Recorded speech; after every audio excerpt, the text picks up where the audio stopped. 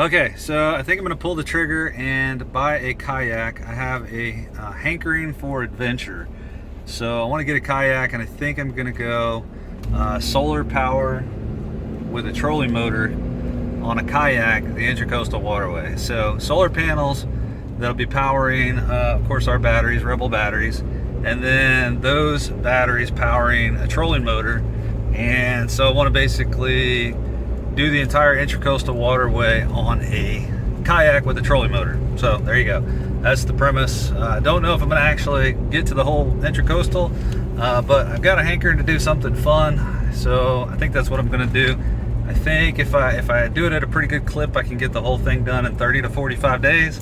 That's just a big spitball right now. I don't know for sure. That's a total swag, but we'll see. So I've been researching kayaks for quite some time, couple weeks, 3 weeks, watching reviews and videos and getting ideas and opinions. And I think I settled on Pursuit, a new canoe Pursuit 13.5. It's got really good reviews. A lot of people are like, it's very stable. It's got mounting options for a trolling motor on the front and the back, swivel chair, a whole bunch of other stuff. I've never heard of the company before, kind of researching them, and it turns out there's a guy that just popped one up on Facebook 2 days ago, a 13.5 and he's selling it for like half off. I guess the seat is ripped a little bit, and it looks like it's kind of been, you know, sitting for a while. So got it for half off though, so I'm going to pick that up right now. And that kind of pushed me over the edge of at least exploring options for you know, at least giving it a test drive maybe, and seeing what I like, seeing if I like it. So my house backs right up to the creek. The creek runs all the way down to the Intra-Coastal Waterway. It's about 6 miles down. We're off of Oyster Creek in Clute, Texas. So the Intra-Coastal Waterway, if you don't know, starts in South Padre, Texas. It may even go into Mexico, I'm not sure. But I know it goes from South Padre all the way over to Florida. So it goes through Texas, Louisiana, Mississippi, Alabama, and then into Florida, the Intra-Coastal Waterway. So I've lived on various places along the Intra-Coastal Waterway, including here and in Pensacola. So I know it's a big resource for like barges and stuff that are pushing all kinds of product, from grain to gravel to asphalt to oil to I mean, you name it, and it goes on the Intra-Coastal Waterway. So yeah, I'm going to explore options. I want to do something fun, and I think kayaking the Intra-Coastal Waterway would be something fun to do. So we're going to see how this kayak works out, and yeah, this could be day one of something pretty fun. All right, got it pulled over into the shade, and there it is, kind of set up and how it's going to be maybe configured. I don't know. This is everything I got though for $850, including the wheels. This was in the garbage. I don't think it works, but you can put a little flag on there. It's a little safety flag. Fits right into the fish rod deal there, and it breaks down. It's just a little collapsible. Got the rails on the back, so I'll be able to work something into that. Fish rod holders, 2 of them back there. And then he gave me the box too here. Lid that kind of holds itself. None of this is waterproof. He made a good note of that. None of this is waterproof. The seat, this is what he knocked some money off, because the seat's kind of stretching and giving and probably needs to be replaced. And I'll probably upgrade to the swivel one with the locking mechanism on it.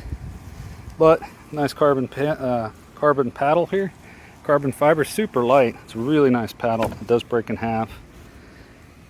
That's an upgrade for the pedals, the Yak Attack rod holder, so that's kind of nice. And then this drawer thing here up in the front, this was an add-on. You can keep stuff in there. Again, not waterproof, but really nice to have somewhere to put stuff. There are a couple cup holders in the back. I guess I should mention one, and another one over there. I like the drainage on it. It's got four drain throughs for water that splashes up. And then this is one I couldn't find a lot on the internet. I couldn't find any with this open, but show it to you. It's got a little tray inside, and I may remove that, and this might be where I keep batteries. I have to somehow get them a little more waterproof. Piece of foam there. Yeah, I don't know, maybe this might be the spot for batteries. I think I'll probably end up keeping them on the back, but this will adjust all the way this way and all the way up. So if I want to adjust it for the weight distribution, I can do that as well. and then there's tracks back here, and if I take this out, there's a track under here also, that 1/4 inch T-track. I think it's 1/4 inch, the T-track though. So this is everything he gave me with the boat, $850 all in. Really happy with it. And it also came with an anchoring system over here.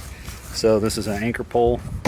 So you shove this in the ground somewhere, and then it connects on to this here, and then you can kind of make yourself twist into the wind or with the current or whatever. And he also gave me the 2 little stands to put it on. So yeah, I just think this is a really good find. I think it's gonna.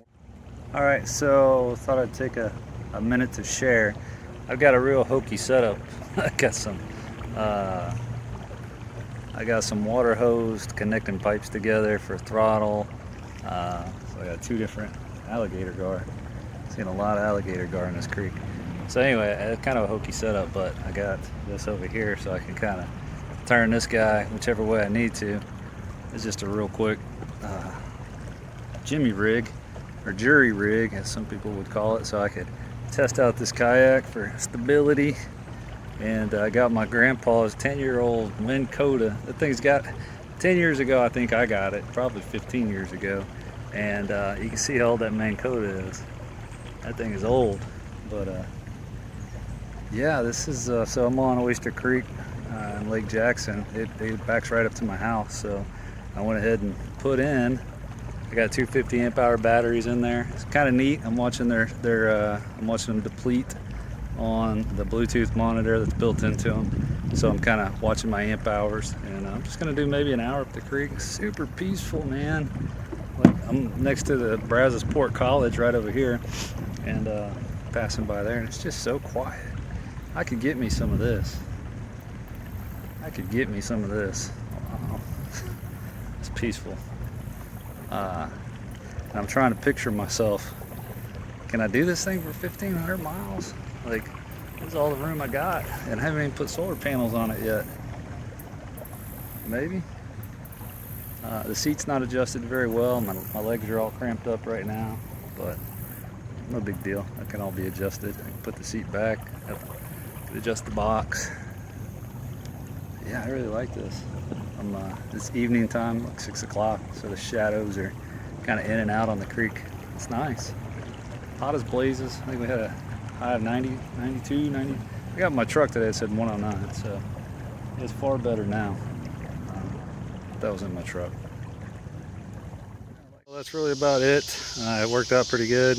Pretty happy with it. I think I'm gonna keep going with this little project. We're gonna replace this really old Minn Kota with a something else up on the bow, I think, with a wireless control option for turning it and stuff.